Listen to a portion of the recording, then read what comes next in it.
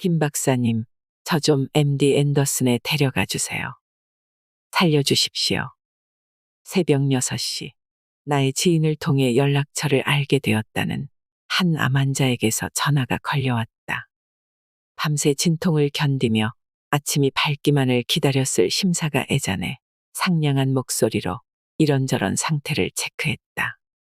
서울의 대형 병원에서 진료한 기록이 있는 중년의 췌장암 말기 환자였다. 그는 미국 병원에만 가면 자신의 암이 무조건 치료될 거라고 굳게 믿고 있는 눈치였다. 어쩐지 시골에 사는 할머니, 할아버지들이 서울에 있는 병원에 입원하면 병이 다 낫는다고 생각하는 맹목적인 믿음과 닮아 있어 씁쓸했다. 솔직히 말해 한국 병원의 의료 장비는 미국 병원들보다 훨씬 좋다. 수술 실력 역시 한국인 의사들이 단연 뛰어나다.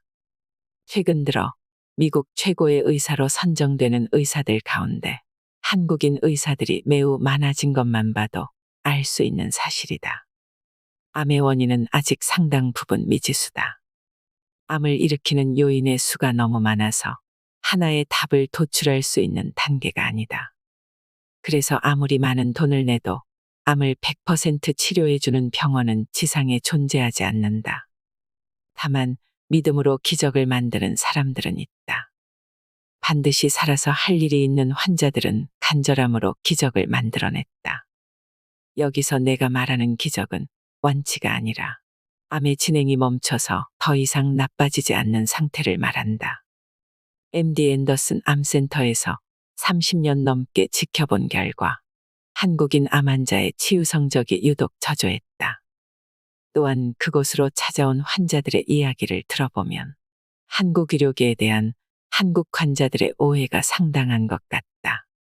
단 하나의 약이나 한 가지 처방만으로 깨진 몸의 균형을 회복할 수는 없다.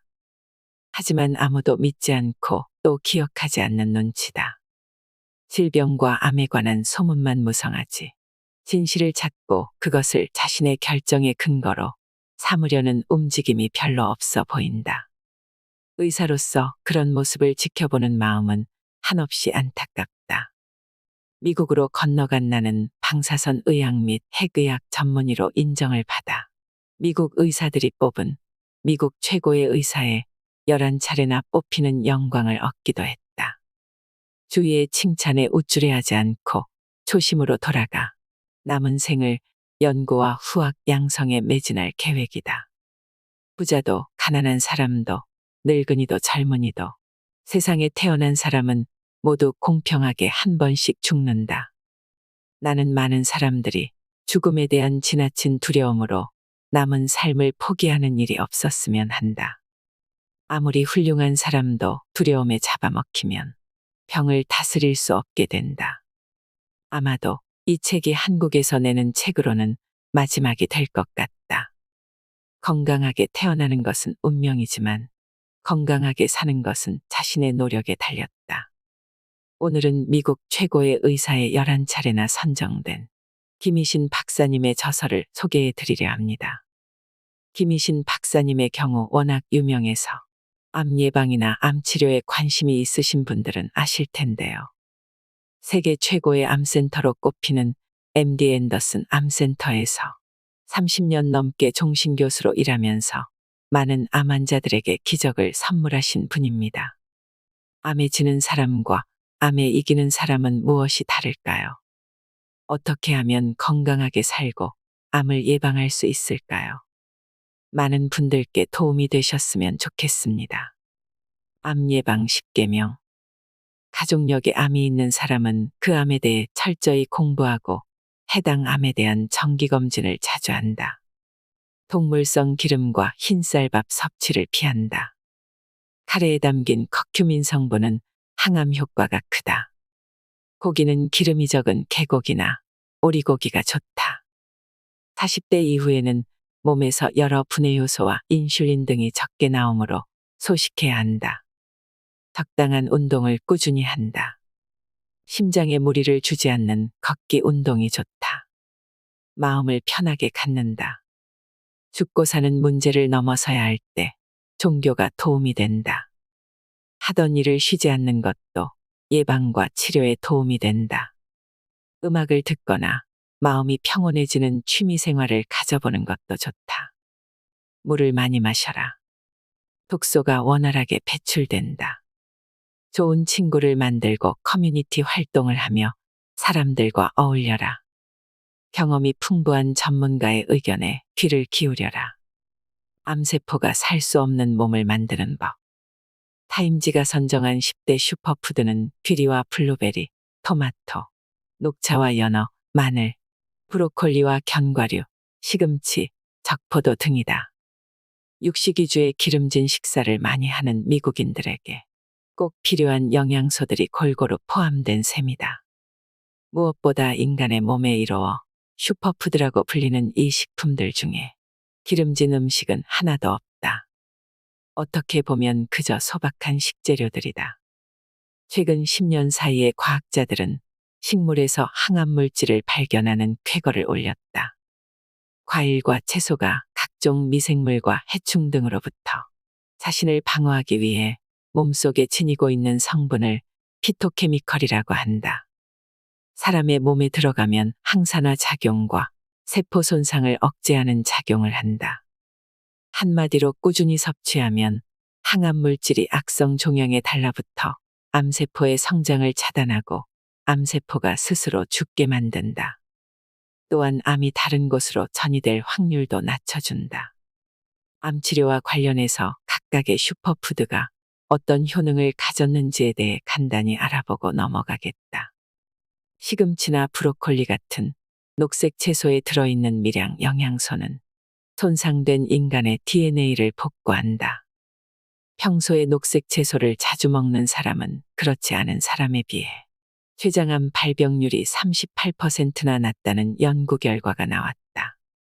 페리류는 껍질과 씨까지 섭취하면 그 속에 들어있는 안토시아닌 성분이 항산화 작용을 하고 발암물질을 억제하며 몸속의 독소를 해독하는 작용을 한다.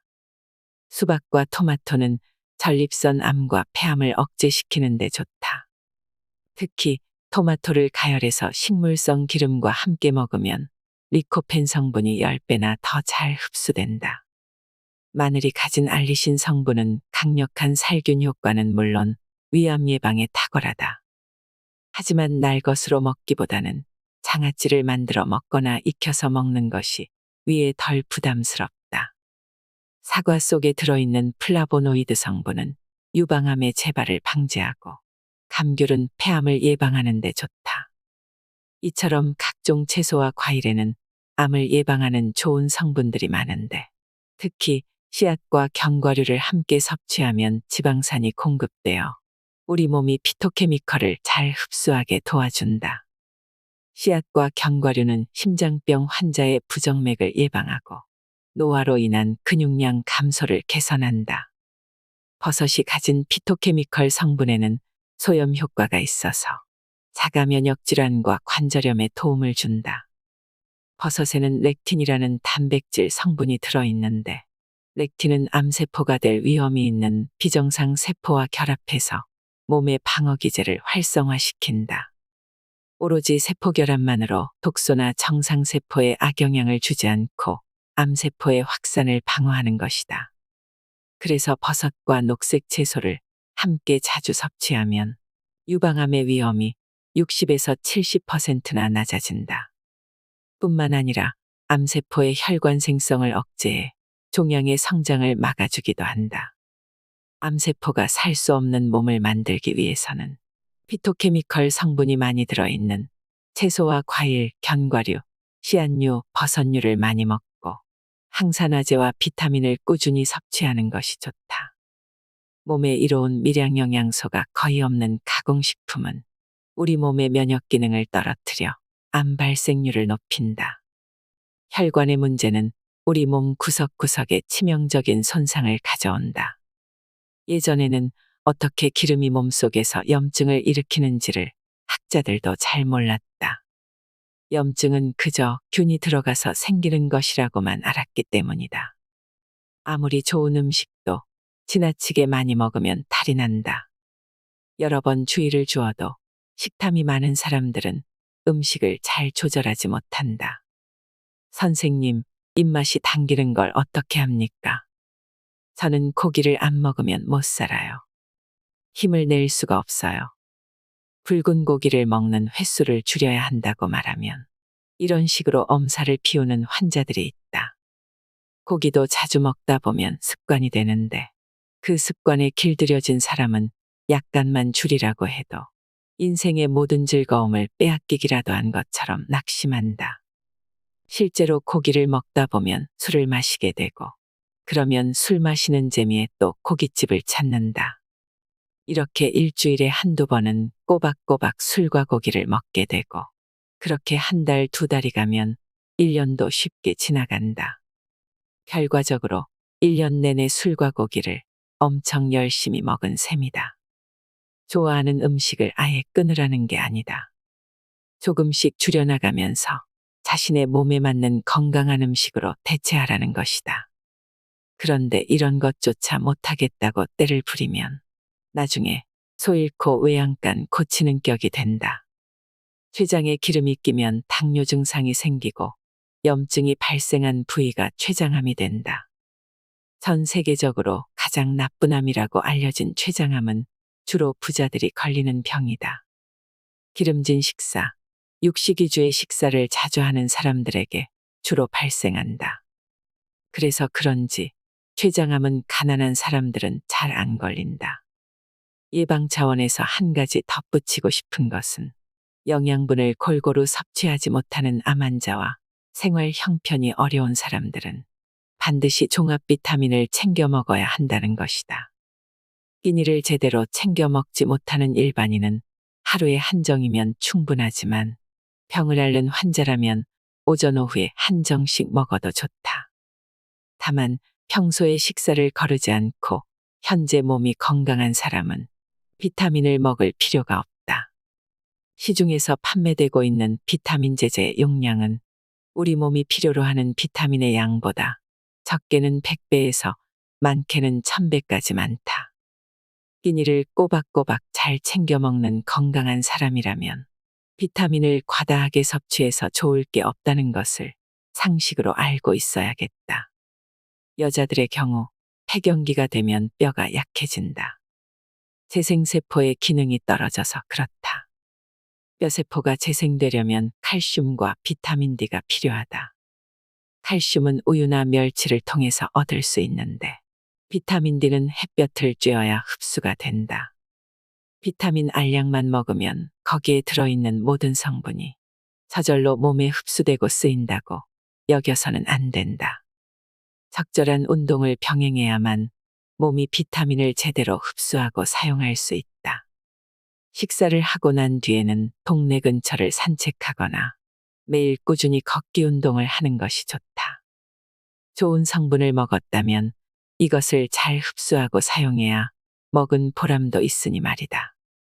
특히 암 환자의 경우 약을 먹고 집안에만 가만히 있으면 아무 소용이 없다. 몸을 안 움직이면 뼈가 약해져서 잘 걷지도 못하고 그러면 더더욱 기운이 없어져서 몸을 못 움직이게 된다. 악순환이 반복되는 것이다. 힘들어도 천천히 걷는 연습을 하고 가능하면 공원에라도 나가서 볕을 쬐고 신선한 공기를 마시는 것이 중요하다.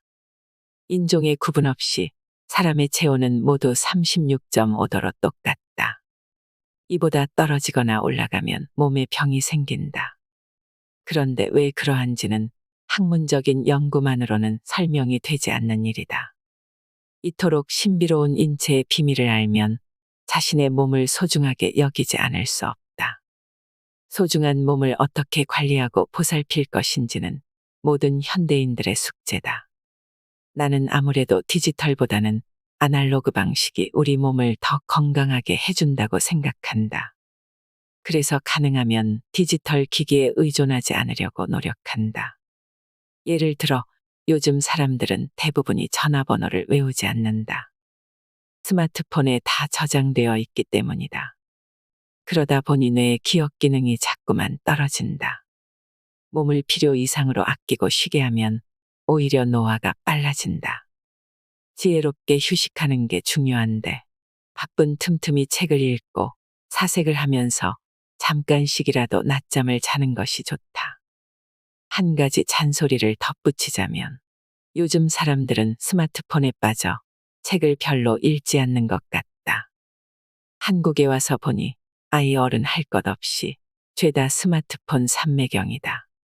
젊을 때는 몰라도 나중에 분명히 후회할 것이다. 스마트폰에 빠져 지내는 습관은 각종 질병을 부른다. 그 중에서 가장 위험한 것이 바로 치매다. 하루에 몇 줄, 몇 페이지라도 책을 읽고 사색하는 습관을 기르는 것이 치매를 예방하는 데도 효과적이다. 아무리 현대의학이 발달했다 해도 특정한 질병을 뿌리째 다 없애기는 어렵다. 모든 병이 그렇다. 그러니 첫째도 예방이고 둘째도 예방이다. 특히 수술과 약물 치료, 방사선 치료를 적절히 조절하며 암을 치료하는 일은 결코 만만한 일이 아니다. 수술로 암세포 조직을 제거하면 림프절이나 다른 조직으로 전이되기가 쉬워진다. 그래서 주변 조직까지 잘라내게 되고, 그렇게 되면 수술 후에 일상생활이 많이 불편해진다. 또한 항암 치료에 사용되는 약의 종류는 50가지나 되고, 이마저도 제조사가 모두 다르다. 그러니 의사가 환자에게 적합한 약 두세 가지를 고르는 일은 정말이지 쉽지 않다. 그리고 방사선 치료 역시 정확하게 암세포에만 방사선을 쪼일 수 없기 때문에 비교적 넓은 부위의 조직이 괴사된다. 상황이 이렇다 보니 암을 없애는 일도 중요하지만 치료의 부작용을 줄이고 환자의 면역력을 높이는 일이 무엇보다 중요하다. 건강하게 태어나는 것은 운명이지만 건강하게 사는 것은 자신의 노력에 달렸다는 격언이 있다. 잘못된 세포 변형을 억제시키려면 면역력을 강화하는 습관을 생활화해야 한다. 면역력을 키우는 가장 기본적인 방법을 제안해보면 세 가지 정도가 있다. 첫째, 체온 유지에 신경 쓴다. 여름철에 택시를 타보면 운전기사분들 대부분이 와이셔츠를 두 겹으로 입고 손에 장갑까지 끼고 있다. 아스팔트 열기를 견디다 못해 택시를 탄 손님을 배려하기 위해 거의 하루 종일 에어컨을 틀어 놓아야 하기 때문이다. 그러니 이들에게 체온을 보호하는 일은 매우 중요하다. 사람의 정상 체온이 36.5도라는 것은 상식이다. 그런데 체온이 1도만 떨어져도 면역력이 30%나 떨어진다는 통계가 있다. 혈액 속의 백혈구가 혈액을 통해 온몸을 돌며 외부에서 침입한 바이러스와 세균을 잡아먹어야 하는데 체온이 떨어지면 백혈구가 자신의 역할을 제대로 수행하지 못한다. 당연히 이런 상황에서 면역력도 떨어진다. 기사님, 에어컨 꺼도 좋습니다. 장시간 동안 이런 냉기를 어떻게 버티십니까? 택시를 타면서 내가 이런 말을 건네면 대다수가 밤마다 뼛속에서 냉기가 나오는 것 같다며 하소연을 한다. 몸을 따뜻하게 유지해야 혈액순환이 잘 되고, 그래야 소화는 물론이고 노폐물 배출이 원활해져 면역력이 높아진다. 그러면 암세포의 증식도 억제할 수 있다. 요즘 사람들은 생활이 지나치게 풍족해서 조금만 더워도 참지 못하고 에어컨을 켜는 것 같다. 우리 몸은 사계절의 변화를 모두 느끼고 계절에 맞게 적절한 대처 능력을 기를 필요가 있다. 조금만 더워도 덥다고 난리고 조금만 추워도 춥다고 엄살을 떨면 그만큼 면역력이 약해진다. 문명의 이기에 지나치게 의존하고 몸을 너무 귀하게 대접하는 것도 병에 쉽게 걸리는 한 가지 원인이 될 수 있다. 웬만한 추위와 더위에는 끄떡없는 체력과 인내심을 기르면 건강은 저절로 따라온다. 목적지에 다다랐을 때 나는 운전기사분에게 한마디 건강상식을 전하곤 한다. 채소 위주의 식사를 하시고 운전하지 않으실 때는 가급적 많이 걸어 다니셔야 합니다. 둘째, 스트레스를 관리하고 근육량을 유지한다. 요즘 사람들은 잠자는 시간을 빼고 하루 중 거의 대부분을 앉아서 보낸다. 학생이나 직장인이나 마찬가지다. 꼼짝도 하지 않고 하루 종일 앉아서 하는 일이 마냥 즐겁지만은 않을 것이다. 대개는 결과물을 만들어내기 위해 피나는 경쟁을 해야 하기 때문이다. 당연히 정신적인 스트레스가 이만저만이 아니다. 이러한 극도의 스트레스와 불규칙한 식사, 턱없이 부족한 운동량은 수명을 단축시켜주는 최상의 트리오다. 우리 몸의 자율신경은 교감신경과 부교감신경으로 나뉘는데 스트레스가 심해지고 식사를 불규칙하게 하면 교감신경이 항진된다. 교감신경이 항진되면 몸이 늘 비상사태로 인식하게 된다. 비상사태가 되면 근육은 긴장하고 혈관이 축소되면서 혈압이 오르는 등 우리 몸의 각 기관이 제 기능을 못하게 된다. 백혈구도 영향을 받는다. 이때 발생하는 산화물질이 몸의 건강한 조직을 교란시킨다. 또한 혈액까지 산화시켜 혈액을 끈적거리게 만들고 혈액순환이 느려지면 결국 면역력까지도 떨어질 수밖에 없다. 운동을 너무 심하게 하거나 지나치게 몸을 안 움직이는 생활 역시 자율신경의 균형을 무너뜨린다. 적당한 운동으로 체지방을 알맞은 수준으로 줄이고 근육량을 증가시켜 적절한 체중을 유지하는 것이 중요하다.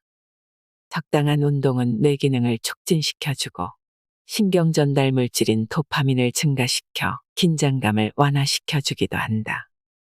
자신에게 맞는 운동만 꾸준히 해도 대장암, 폐암, 자궁내마감 등에 걸릴 위험이 현저하게 낮아진다. 나는 평소에 병원에서 엘리베이터 대신 계단을 이용한다. 계단 오르내리기가 나에게는 꽤 좋은 운동이다. 계단 오르내리기에도 철칙이 있다. 그냥 아무 생각 없이 하면 효과가 없다. 일단 배꼽에 살짝 힘을 주면 괄약근이 저절로 긴장을 해서 자세가 흐트러지지 않는다. 이렇게 반듯한 자세를 유지하며 계단을 오르내리면 운동 효과가 좋다. 그리고 집에서는 아내와 함께 줄넘기, 훌라후프, 철봉 매달리기 같은 운동을 하는데 몸이 약간 더워지면서 온몸에 땀이 조금 날 정도로 한다. 나나 아내나 고령의 나이이다 보니 가벼운 대화가 가능한 정도의 운동 강도가 적당하다. 셋째, 질 높은 수면을 충분히 취한다. 나는 10대 때부터 70이 넘은 지금까지 하루에 5시간 정도 깊은 수면을 취하고 있다. 수십 년 동안 수면만큼은 매우 신경 써서 규칙적으로 해왔다. 그런데 주위를 둘러보면 일에 집중하느라 하루에 2~3시간만 자는 사람들이 있다. 잠자는 것도 있고 인터넷 게임을 하던 사람이 과로사로 죽었다는 신문 기사도 가끔씩 보인다. 건강한 삶의 질 높은 수면은 필수적인 요소다. 깨어있는 동안 우리의 몸은 산소와 음식을 에너지원으로 삼아 열심히 활동한다. 그리고 잠을 자는 동안 이 에너지를 다시 회복해야 한다. 아이들은 수면 중에 성장 호르몬이 나오고 어른들은 피부와 혈액세포가 재생된다. 뇌세포와 중요한 조직들이 다시 활동 준비를 하는 시간도 이때다. 잠을 충분히 자지 않으면 정신적, 정서적인 면에도 큰 문제가 생긴다. 인지능력, 집중력, 판단력이 떨어지고 우울증에 빠지기 쉽다. 그렇게 되면 정상적인 생활을 할 수가 없을 뿐만 아니라 교감신경이 항진되어 면역력이 떨어진다. 교감신경이 항진되면 혈관이 좁아지면서 혈압까지 상승하기 때문에 심혈관 질환, 당뇨병, 뇌혈관 질환을 일으킬 수도 있다. 물론 그렇다고 해서 반대로 지나치게 많이 자라는 뜻이 아니다. 너무 많이 자면 무기력증에 빠진다. 우리나라는 OECD 국가 중에서 암 발병률이 가장 높다. 암 환자의 연령층 역시 계속 낮아지고 있다. 행복해서 자주 웃는 사람에게 암이 오는 경우는 드물다. 취미활동 등을 통해 자신이 좋아하는 일을 꾸준히 하면서 스스로의 행복지수를 올려야 한다. 이렇게 행복을 먹고 자란 면역력은 무척 단단해서 어지간한 스트레스에는 끄떡없다. 가능하면 잘하는 일과 좋아하는 일을 둘 다 하면서 살기 바란다. 큰 욕심 부리지 말고 양쪽의 균형을 잘 잡고 하면 된다. 그러면 타인으로부터, 사회로부터 스트레스 받을 일도 적어질 것이다. 자기만족으로 행복해지는 것은 당연하다. 분수에 맞게 살면 크게 아플 일도 없다. 오스카 와일드는 삶에는 두 가지 비극이 있다고 했다. 하나는 원하는 것을 얻지 못하는 비극이고, 다른 하나는 원하는 것을 얻는 비극이다. 이 말은 우리 몸의 질병에 대입해봐도 맞는 말인 것 같다. 너무 부족하거나 너무 많아서 호르몬의 불균형이 생기니까 말이다. 오해로 멀어진 관계와 잘못 간수해 아프게 된 몸은 회복하는데 오랜 시간과 지극한 정성이 필요하다. 그래서 대화를 많이 나눠야 한다. 평생 동안 암을 연구해왔지만 암이 발생하고 성장하는 과정이 너무 복잡해서 막막할 때가 한두 번이 아니었다. 10길 물속은 알아도 한 길 사람 속은 모른다는 속담이 있는데 암 역시 그렇다. 세상의 암처럼 복잡하고 지독한 병이 없다. 동물 실험에서 성공한 신약이 사람에게는 전혀 적용되지 않는 경우도 무수히 많다. 드물지만 아주 가끔 치료 과정이 순탄해서 약물 치료가 효과적인 암이 있다. 그렇다고 해서 약물로 모든 암을 정복하기를 꿈꾼다면 그것은 아직 딴 세상의 일이다. 그래서인지 내 주위를 보면 암을 연구하는 사람 대부분이 종교를 갖고 있다. 알면 알수록, 연구를 하면 할수록 암이 신의 영역이라는 생각이 들기 때문이다. 요즘은 남성들의 비아그라 복용이 늘어나면서 전립선암 발병이 늘어나고 있다. 테스토스테론의 과잉이 문제다. 또한 결혼 정년기에 여성들이 결혼을 기피하고 사회에 진출하면서 피임약과 호르몬제의 복용이 늘었다. 늦은 나이에 결혼을 해도 임신과 출산을 하지 않으니 에스트로겐이 몸에 축적되어 유방암, 난소암, 자궁암이 증가하고 있다. 우리는 호르몬을 제대로 다루지 못해서 질병을 가까이 두고 산다. 사실 우리 몸에는 우리가 모르는 좋은 물질과 나쁜 물질이 많이 나온다. 예를 들어 스트레스를 많이 받으면 스트레스 유전자가 세포를 교란시킨다. 세포의 종양화를 유도하는 유전자인 암유전자는 말 그대로 암을 일으키는 나쁜 유전자다. 반대로 암을 억제하는 유전인자 역시 우리 몸에 함께 있다. 이처럼 우리 몸은 스스로 균형을 맞추기 위해 자가발전기를 돌리며 조율에 힘쓴다. 분수에 맞게 살라는 옛말은 과학적인 근거가 있는 말이다. 무엇이든 지나치면 문제가 생긴다. 소박하고 담백한 생활을 하면 나쁜 유전자의 기능도 떨어진다. 그러니 과학에 욕심을 부리지 않고 평정심을 가지고 일상을 대하면 몸이 크게 나빠질 일이 없다. 명상을 통해 절제하는 삶을 사는 사람들은 면역력이 강하다. 한 번쯤 새겨볼 필요가 있다. 암보다 무서운 알츠하이머와 혈관성 질환. 여러분, 담배 좋아하세요? 혹시 치킨이나 핫도그 같이 기름에 튀긴 음식은요? 기름 냄새가 고소한 삼겹살 구이는 어떠세요? 제가 퀴즈를 하나 낼게요. 암 환자한테 담배가 더 나쁠까요? 삼겹살이 더 나쁠까요? 청중 대부분이 아주 궁금하다는 표정들이다. 동물성 기름에 튀긴 음식과 육류가 담배보다 더 해롭습니다. 내 말에 다들 눈이 휘둥그레진다. 서민들의 애환을 풀어주는 소주와 삼겹살이 담배보다 더 해롭다고. 돼지 사육 농가나 한돈협회에서 들으면 서운하겠지만 삼겹살을 자주 많이 먹으면 몸에 좋지 않다. 물론 건강한 20대 청년이라면 동물성 기름을 많이 먹어도 분해 효소가 왕성하게 분비돼서 별 문제가 없다. 그런데 40대부터는 상황이 달라진다. 동물성 기름을 소화하는 효소가 적게 나오기 때문이다. 그래서 몸에 들어간 기름이 몸 안에 차곡차곡 쌓인다. 그런데 이상한 점이 하나 있다. 서양인들은 동물성 기름을 먹으면 피부 아래에 피하지방으로 쌓이는데 반면 동양인은 내장 지방이 되어 몸속에 차곡차곡 쌓인다. 그러니 겉으로 보기에 나는 평균 체격이니까 얼마든지 먹어도 된다는 생각은 매우 위험한 착각이다. 내장 비만이 훨씬 더 무섭기 때문이다. 나이가 들면 들수록 혈관의 탄력성이 떨어지고 혈관에 콜레스테롤이 쌓인다.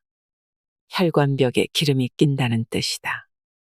혈관 안에 들러붙어 있던 기름 덩어리는 어느 순간 뚝 떨어진다. 그리고 몸 안을 돌아다니다가 가느다란 모세혈관에 가서 다시 달라붙는다. 일부러 찾아간다기보다는 어쩌다 보니 좁은 혈관에 끼어서 통과하지 못하는 것이다.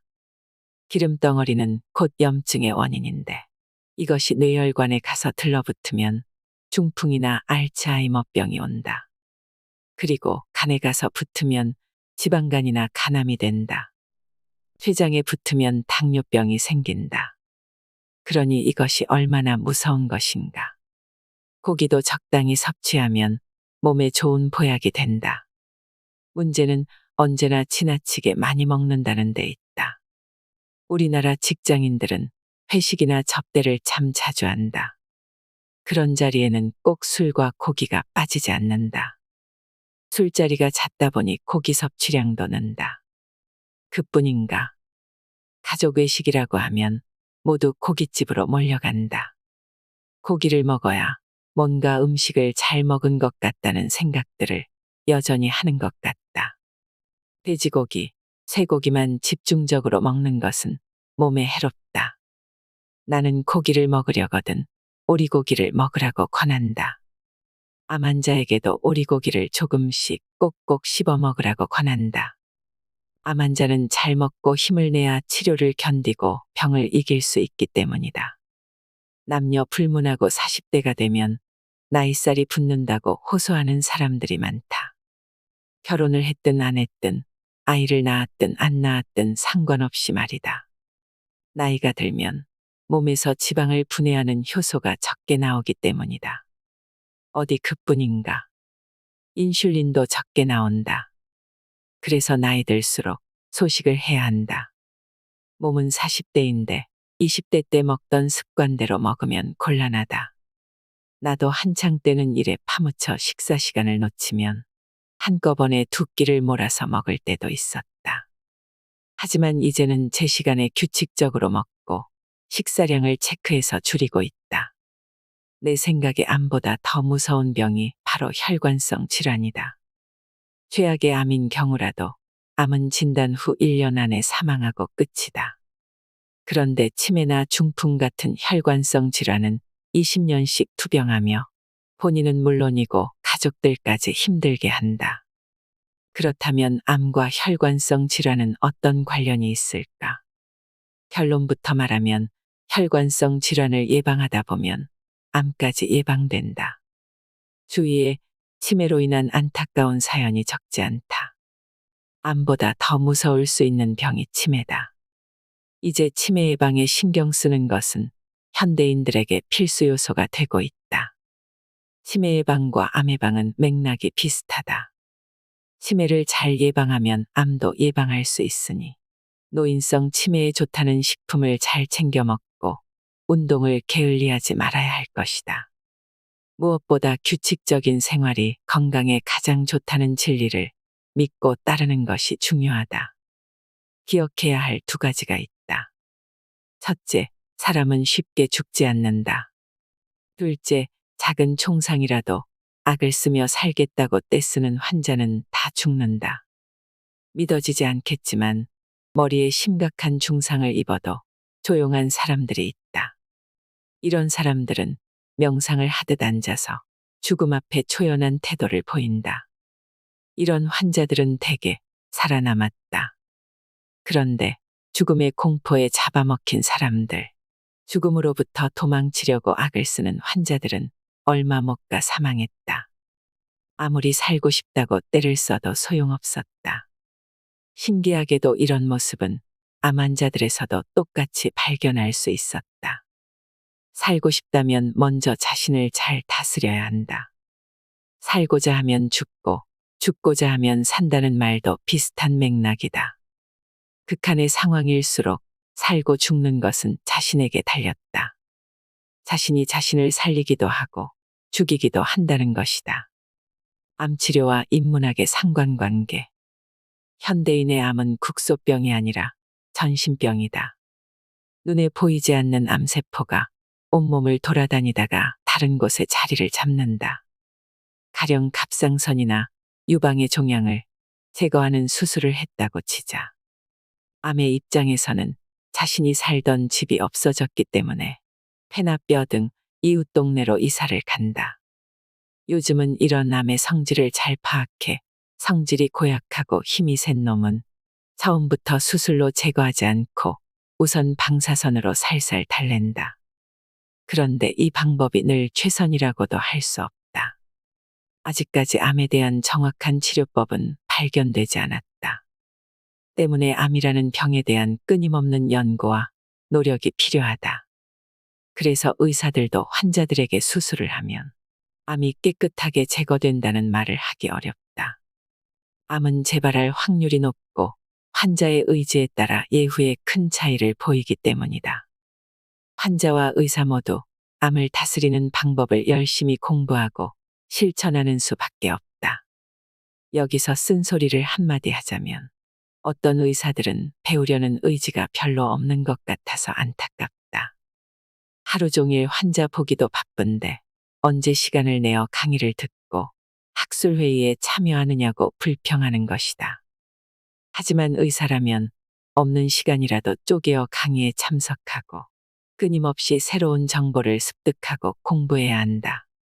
어느 젊은 의학도가 내게 이런 질문을 한 적이 있다. 교수님, 이해가 안 되는데요. 암과 인문학이 대체 무슨 상관인가요? 그래서 내가 대답했다. 학생은 인문학 공부가 암 치료와 무슨 상관이 있느냐고 묻는 것이죠.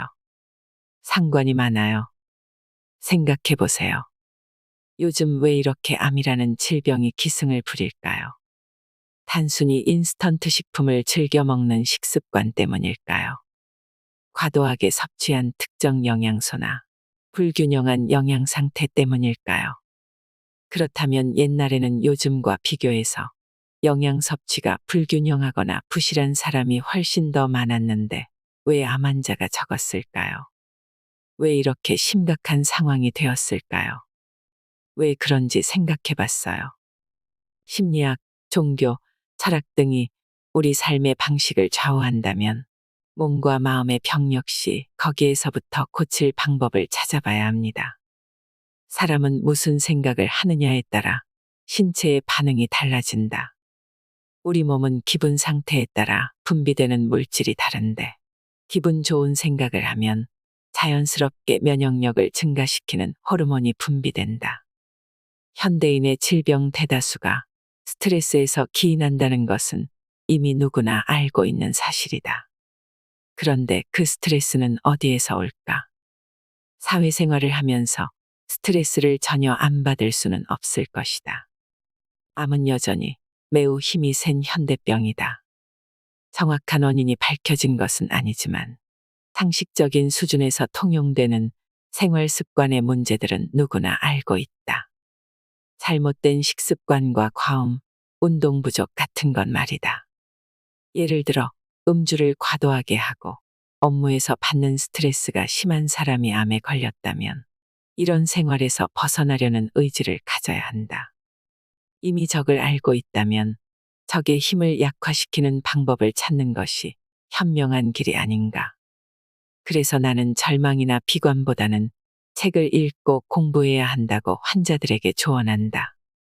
먼저 자신의 정신을 건강하게 만들어 육체를 다스릴 여유를 되찾아야 한다는 말이다. 암을 일으키는 요소는 무궁무진해서 모두 밝혀낸다는 것은 사실상 불가능에 가까운 일이다. 다만 암에 걸릴 확률이 높은 사람이 있다. 집안에 폐암으로 죽은 사람이 있다면 자신도 폐암을 의심해 봐야 한다. 폐암 가족력이 있는 사람이 담배를 피우면 보통 사람보다 6배 정도 폐암에 걸릴 확률이 높다는 통계가 있다. 이 사실을 알면서도 담배를 끊지 못하는 사람들이 있다. 의사 입장에서 보면 매우 안타까운 일이다. 간접 흡연도 문제다.